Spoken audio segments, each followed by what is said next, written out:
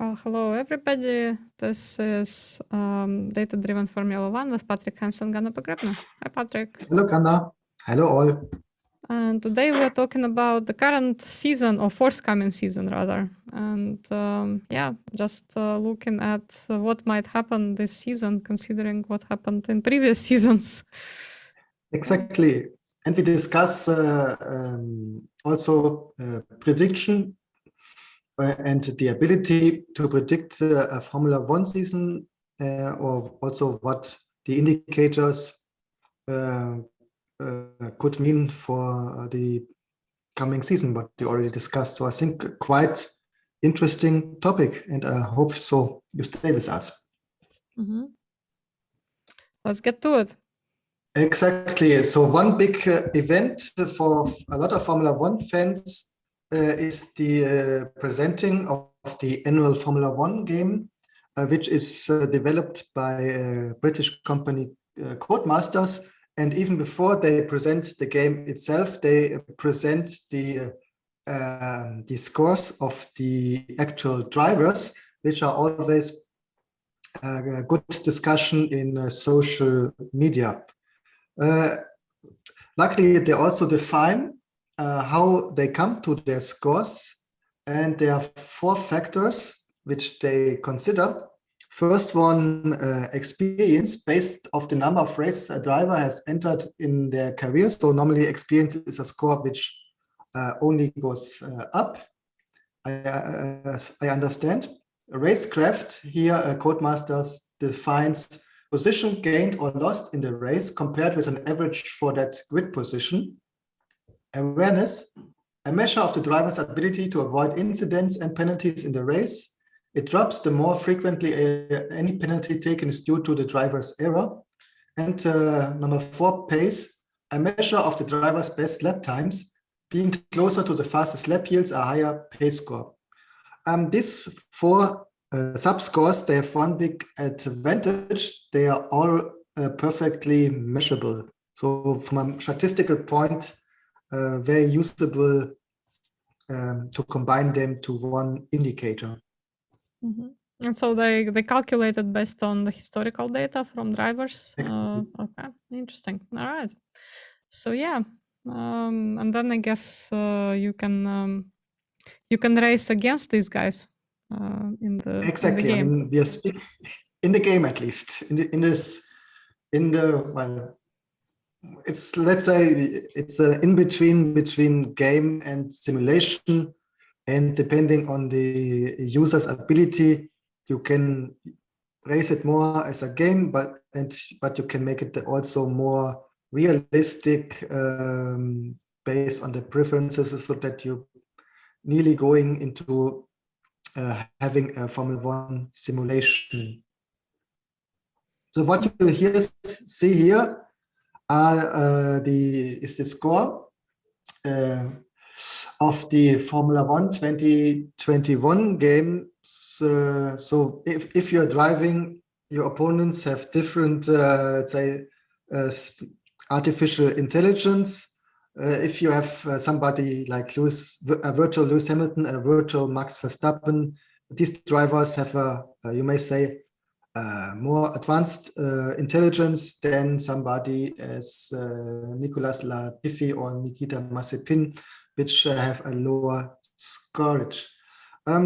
What I find interesting is the way these points may or may not have predicted the outcome of the season, because remember, Codemasters releases their game, I think, in spring, summer, traditionally, meaning the season is still ongoing, but of course the development of a game needs time, so they do it before the season started. So interesting to see how good Codemasters, how adequate the points of the game have predicted the outcome. And on the right you see, so you see here the different points for experience, racecraft, awareness, pace, the total rating, the position of the driver inside the game, and on the right you see the standing at the end of the 2021 ratings. If it was green, this means the prediction was quite adequate. Yellow means there's a little bit a gap, and red is a bigger gap. And I would say if we have a bigger gap between a predicted position where the driver should come out at the end and where the driver really ended up in the end of the season, there may be a problem which may lead to a switch of driver. It doesn't mean automatically it's bad for the driver, because sometimes the driver is much better than predicted or much better than the car. But anyway, I think we can discuss this when we go through the drivers. Yeah, I think it's also the car reliability, right? So if the car does not perform just as well as you hope, or there are some unexpected accidents, then of course you will not perform as well. Yeah. But on the other hand, I think these predictions are really easy to come up with, because they probably just took an average performance for mid-season, and then that's kind of it's obvious. For example, so just as an example again, and for people who are listening to us on the podcast, for example, if we look at experience of Lewis Hamilton versus Max Verstappen, it's 92 for Lewis Hamilton, 69 for Max Verstappen, but then it was kind of obvious throughout the season that Max Verstappen is the only competitor to Lewis Hamilton. So and then Codemasters put them both in position 1, so, or we can say position 1 and 2, right? Joint position 1 and 2 for Lewis Hamilton and Max Verstappen. So I think that is not that difficult to predict, because really it was between these two the whole season, right? And then it turned out to be Verstappen for many different reasons, but so in a sense it was not that difficult to predict that it's going to be really between these two, or likely to be between these two. Yeah. What I forgot to do is to do a math. If they really weighted all the same, so meaning every of the 4 factors is weighted with 25%, or if, let's say, pace has 30% and one of the other only 20%, like experience.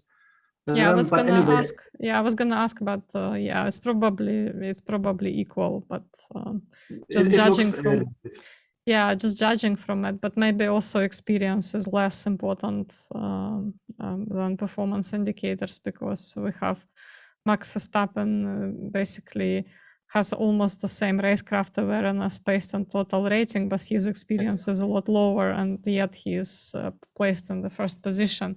So I would have thought that if it was just an average, then it would have been affected, but maybe also they just take a median or something, instead of an average, and then it would not affect. So the lower experience, for example, would not affect the median that much. It would affect the average. Anyway, interesting. Interesting. And so, I mean, see, as you already pointed out, for the first position, it's maybe easy to do a prediction. But so we see here everything is in the green sector, and this means also as they have been predicted and they came out at the same positions more or less. Lewis Hamilton, Max Verstappen stayed. Valtteri Bottas, he was predicted to be the 3rd fastest driver. He became the 3rd, so everything okay, but nevertheless they decided to split, and Valtteri Bottas will drive for the Alfa Romeo team this year. Lando Norris, here we see a bigger gap in yellow, meaning Codemasters say Lando is the 4th strongest driver, but he only came out on the 6th position, and we may agree this based on the car, which wasn't able to compete with Mercedes or Red Bull, and here had been a consequence of the gap, and we see Lando Norris as the 2nd driver for the Mercedes team. But again, like mid-season, I think Lando Norris and Daniel Ricciardo, we would probably also, if we just looked at the data, we would probably also place them somewhere like in the top 5. So I think it just has to do with the fact that they're just looking at maybe half of the data for the season, and then it's difficult to predict what's going to happen with the reliability of the car. I don't know when they which data they used, if they only used data up to 2020 or also used data of the 2020 season, at least first one. They not had been completely clear about that, but I think if they used 2021 data, it only could be the first reasons. I think they probably use all data to the date of release. That would make a lot of sense. But again, we don't know how they weight them. So Exactly, and I mean, when we speak about a video game like Formula One, it's not as maybe from, let's say, from the first Atari, Commodore C64, Amiga, that you have the CD, you put it inside the computer. But today's video games, they are connected with the internet. They regularly do updates. So theoretically, codemasters, they could change after each Grand Prix these values to have them more or less realistic. I don't know if they're doing this, but theoretically, it wouldn't be too difficult to always use the actual race results. Yes, that's right.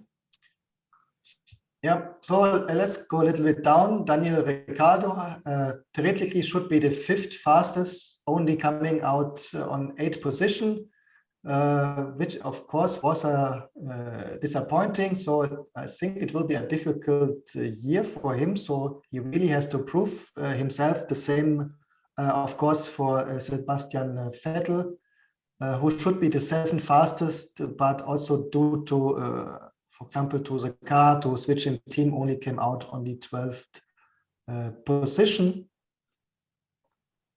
Was what similar, I would say, Fernando Alonso, very fast driver, a strong driver, but only came out on the 10th position because the Alpine maybe wasn't that competitive there than people have thought so. Similar, of course, with Charles Leclerc, Kimi Räikkönen, a special case, a strong driver, but practically he went to Alfa Romeo to retire there. So this explains the big gap between his theoretical strengths and where he ended up in the at the end of the season.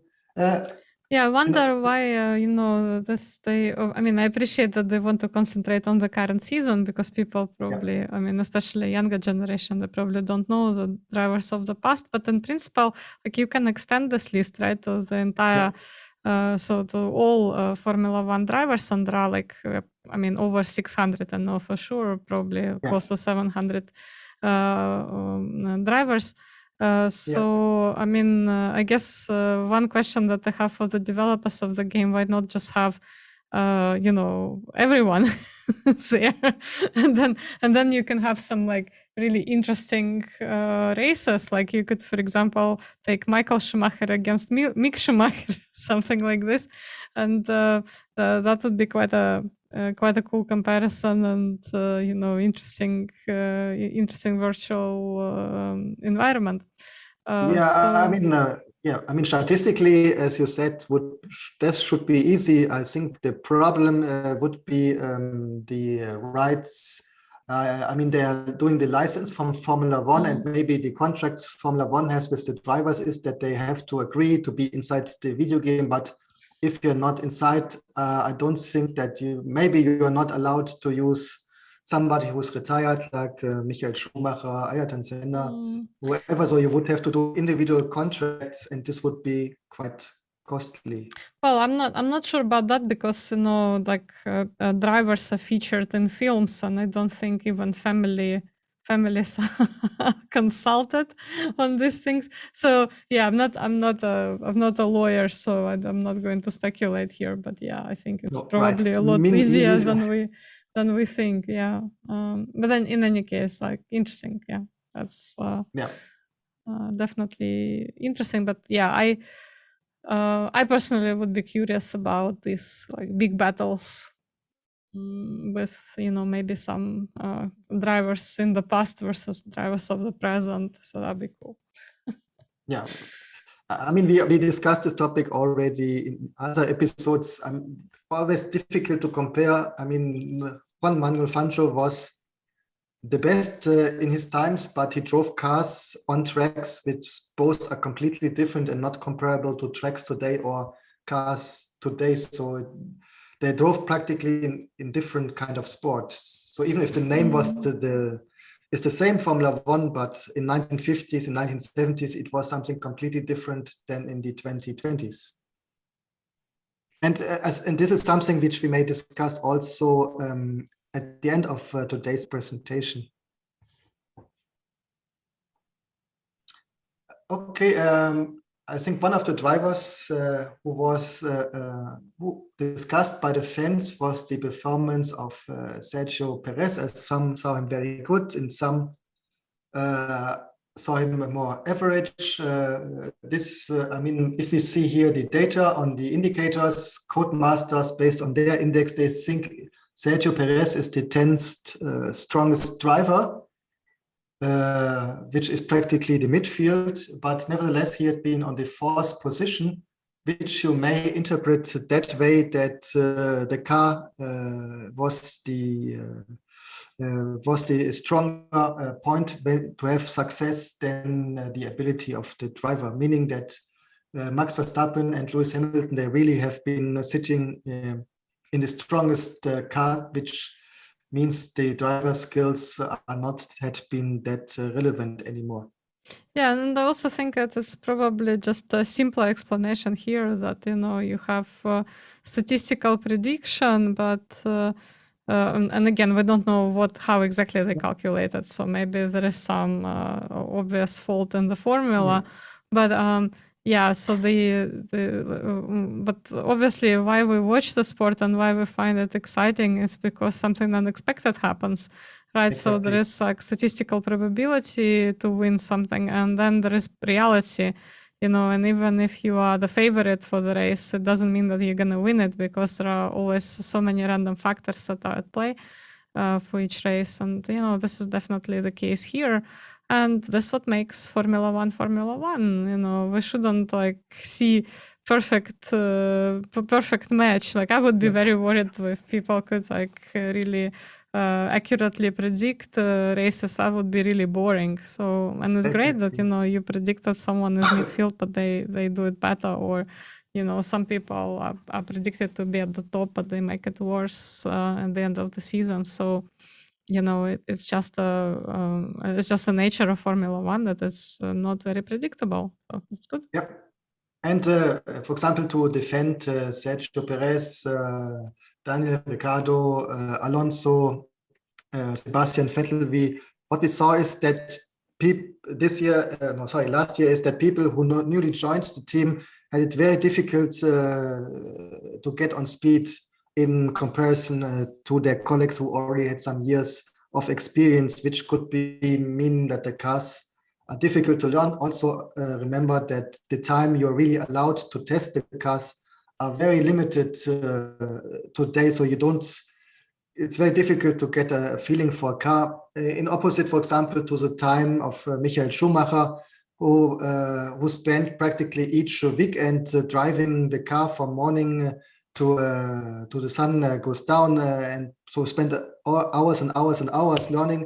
So now if you come to the car, you maybe have 1-2 days time to get to know the car, and then you're already racing, which makes it difficult for somebody like Sergio Perez, Sebastian Vettel to really get the experience which you need to be fast in the car.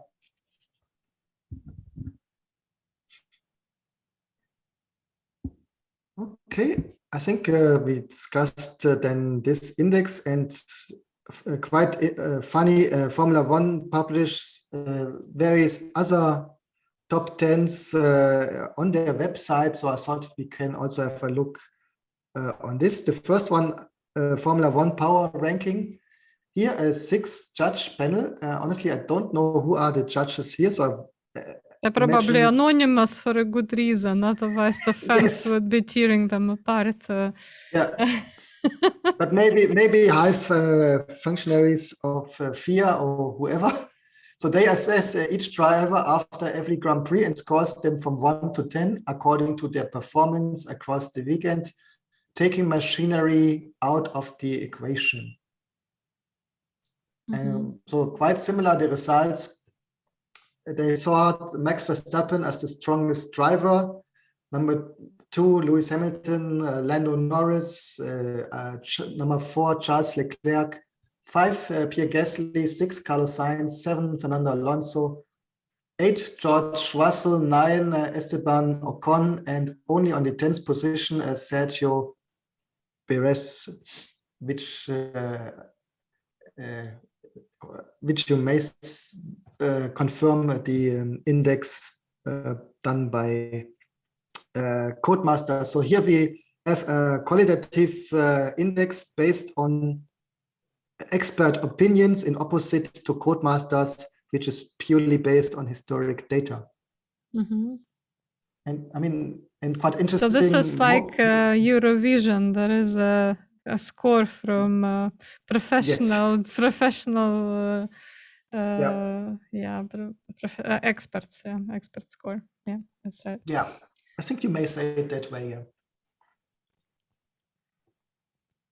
And I mean, quite interesting, more or less, they're quite aligned, the opinions and the data, which of course should be that way. That's why they are experts. Yeah, I mean, that they're probably just very knowledgeable of historical numbers. And yeah, of course. I mean, the historic data, it's not a secret. So next, top 10, the Formula One power ranking, also by FIA. Formula One expert scores. So here they have experts and not a panel, are averaged out across the season to create an overall power rankings leaderboard, and quite the same. Yeah. And I think interesting here, we have here a top 10. They are selected by their colleagues. So here they have been rated peer by review. the other Formula One drivers. The peer review, yeah. The peer review, yeah. That's good. Okay. Yeah, and again, very consistent. Yeah, a little bit. Maybe there are some surprise entries like Mick Schumacher, but other than that, so here the top 5 are pretty much right the same. Yeah, more or less. So here we see the appreciation for George Russell and Mick Schumacher, which are considered I mean, better than other colleagues.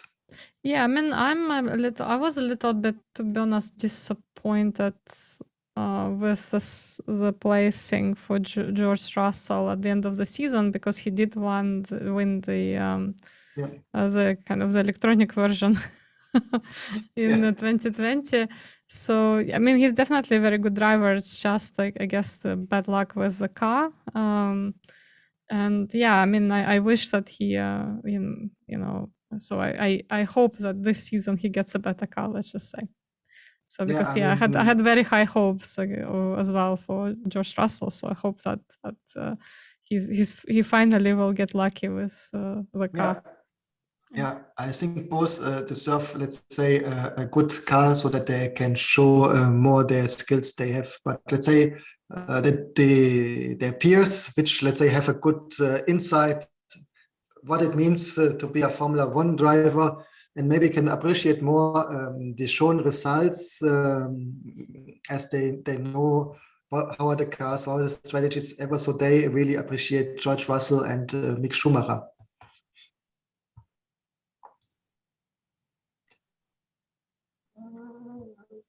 So another top 10, as I think this is the same one. Right. And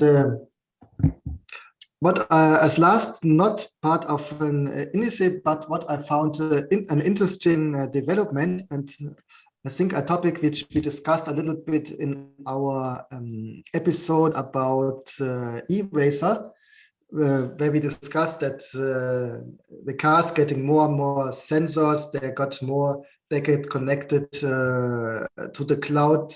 So it's practically the car is not a computer itself, but it's connected to the via the cloud to the computer. So driving seems to be getting different more and more. And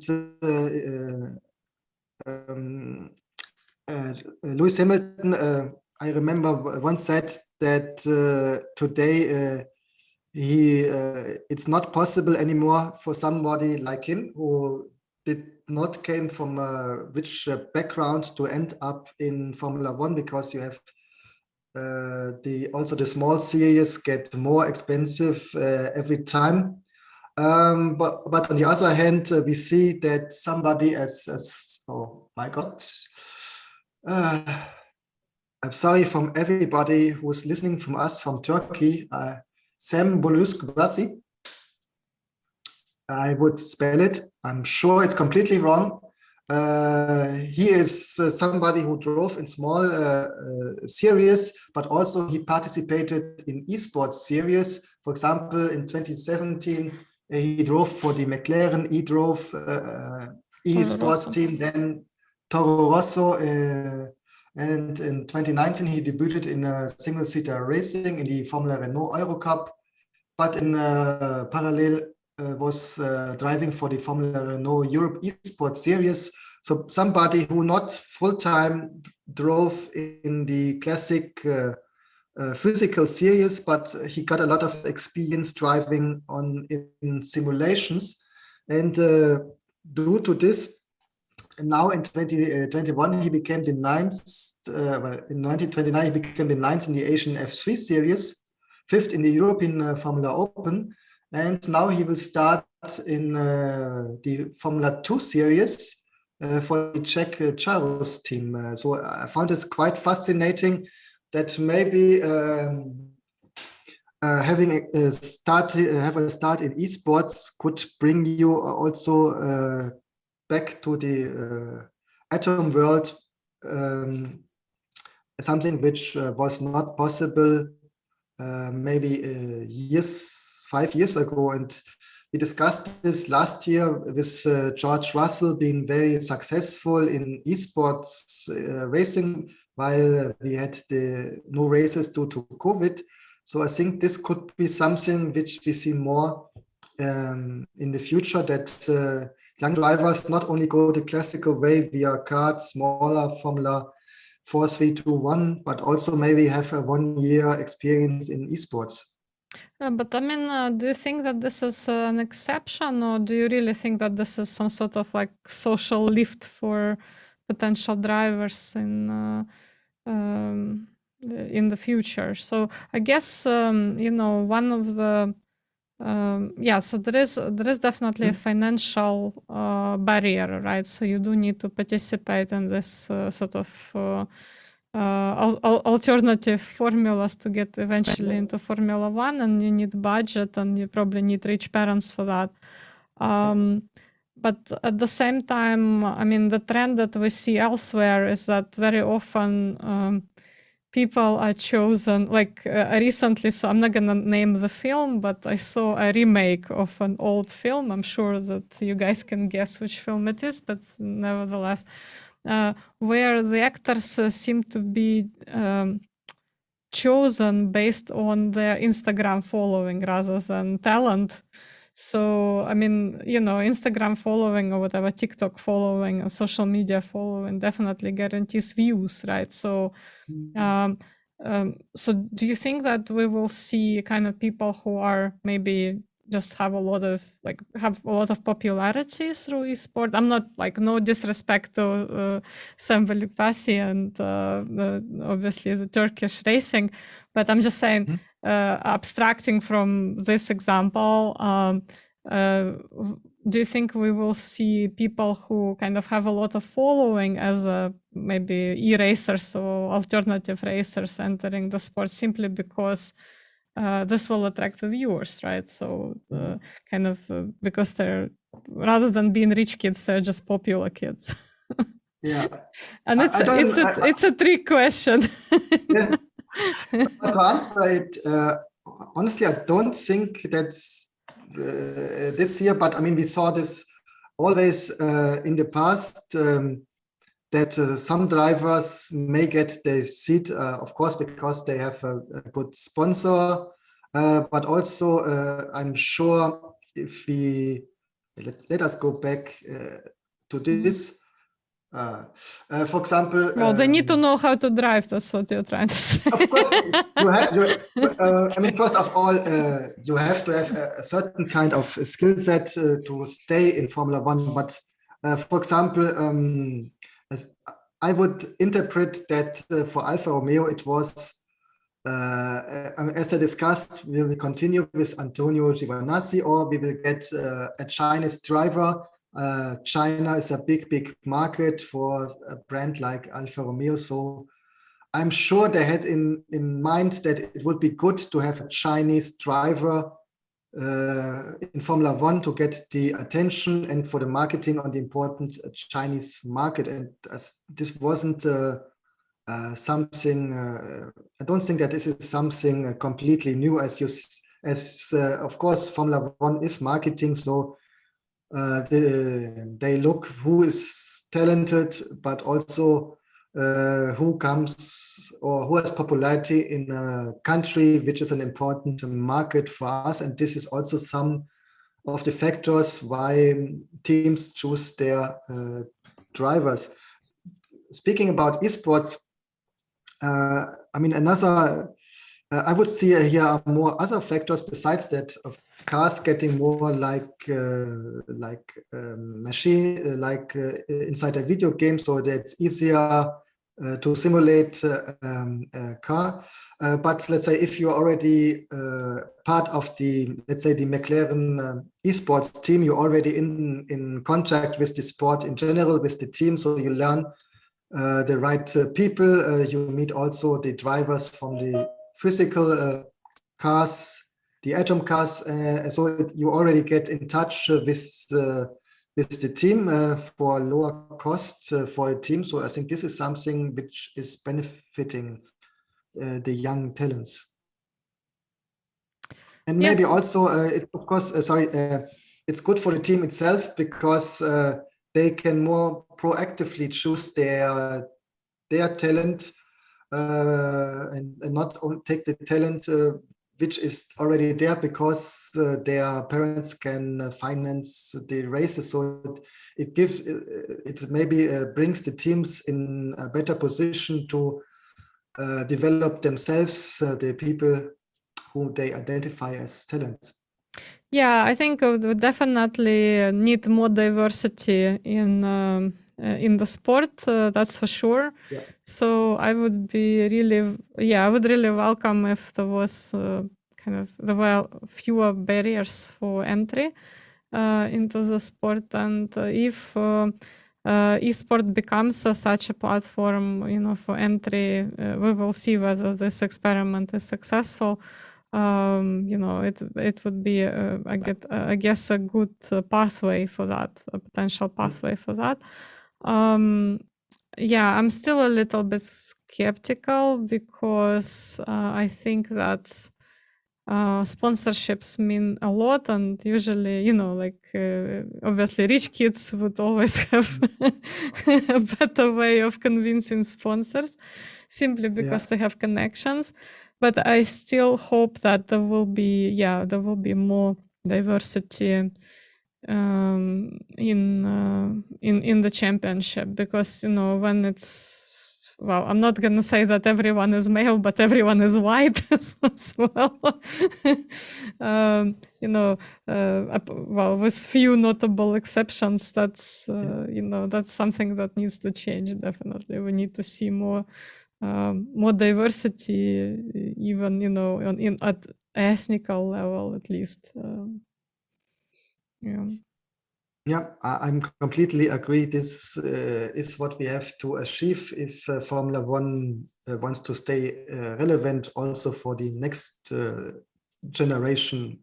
And on the long run, this also, of course, will rise up the question if Formula One, for example, not requires to have electric drives, as maybe people in 20 years only will drive electric cars, so will not feel the passion for an old-fashioned combustible car, at least not if you're speaking about the highest level of motorsports. I hope not, but I hope they can drive traditional cars. Apologies to green people. Yeah, I mean, it's not for the lack of... I'm not saying this because I don't care about environment, but I think that it's good to have these events, obviously. And but let's see what happens. I mean, it's definitely interesting development, and I hope that we will see the results of this experiment very soon, and if it works, and maybe we will see more people from esports in Formula. Yeah, exactly. But again, this is not staying relevant. It's not, let's say, for us, but let's say for the generations who are coming after us, who have a different opinion about mobility. And maybe, I mean, a lot of car manufacturers said they will go fully electric until 2030 or even earlier. This includes Alfa Romeo. So let's say if Alfa Romeo doesn't sell cars with a combustible engine, it would be difficult to justify the costs for the marketing being in Formula One, just as for discussion. Okay, we will see. kind of makes me feel old, but